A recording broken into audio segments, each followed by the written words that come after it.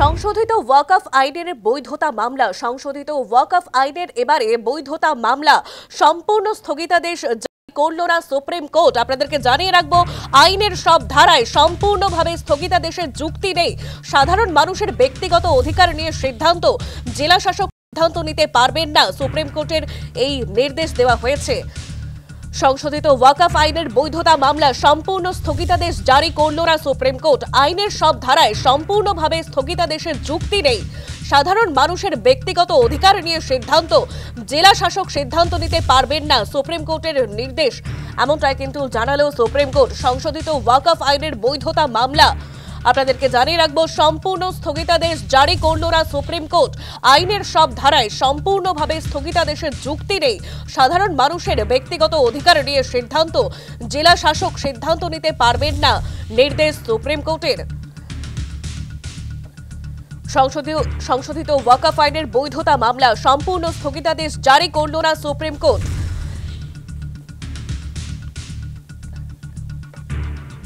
Telephone লাইনে রয়েছে আমাদের প্রতিনিধি প্রিয়াঙ্কা ভৌমিক। প্রিয়াঙ্কা, কি নির্দেশ দিল সুপ্রিম কোর্ট?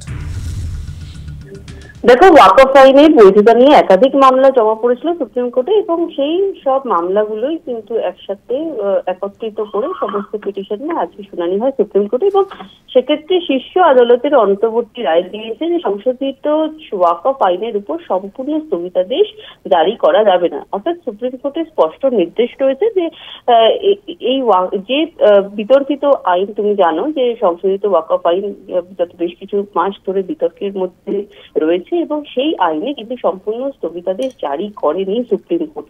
আজকে শুনানিতে এমনটাই বলা হচ্ছে সুপ্রিম কোর্টের তরফ থেকে। পাশাপাশি এই আইনের সব ধারা সম্পূর্ণভাবে স্থগিত করার কোনো যুক্তি নেই, এমনটা কিন্তু বলে সুপ্রিম কোর্ট। এবং সেখানে সুপ্রিম কোর্টের নির্দেশে জেলা শাসক সাধারণ মানুষের ব্যক্তিগত অধিকার নিয়ে কিন্তু সিদ্ধান্ত নিতে পারবে না, কারণ এতে আইন, আদালত আর প্রশাসনের প্রদত্ত আলাদা ক্ষমতা লঙ্ঘিত হবে।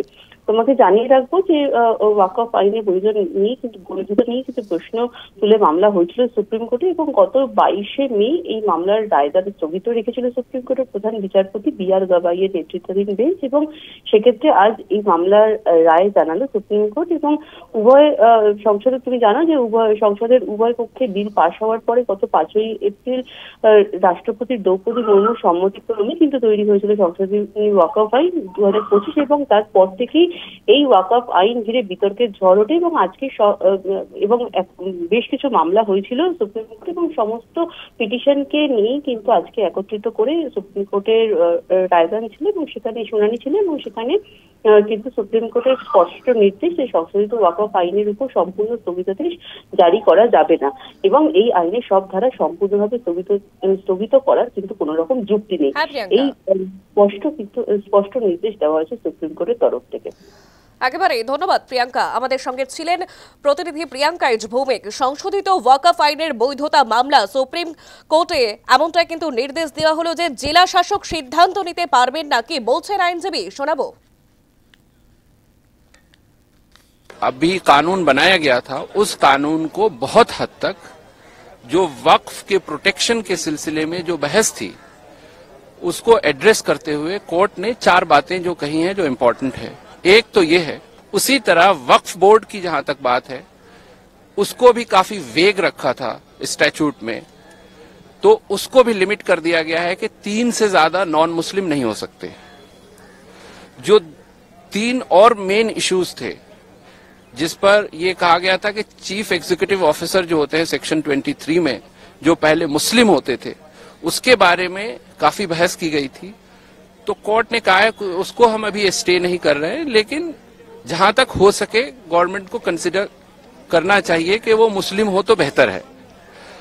बाकी जो कोर इश्यूज थे उसमें ये था कि कलेक्टर का जो पावर था 3C में प्रोवाइजो जोड़कर कि जब तक वो प्रॉपर्टी डिसाइड नहीं हो जाती तब तक वो वक्फ नहीं मानी जाएगी और रेवेन्यू रिकॉर्ड में उसकी एंट्री नॉन वक्फ कर दी जाएगी, उसको कोर्ट ने क्लियरली स्टे कर दिया है।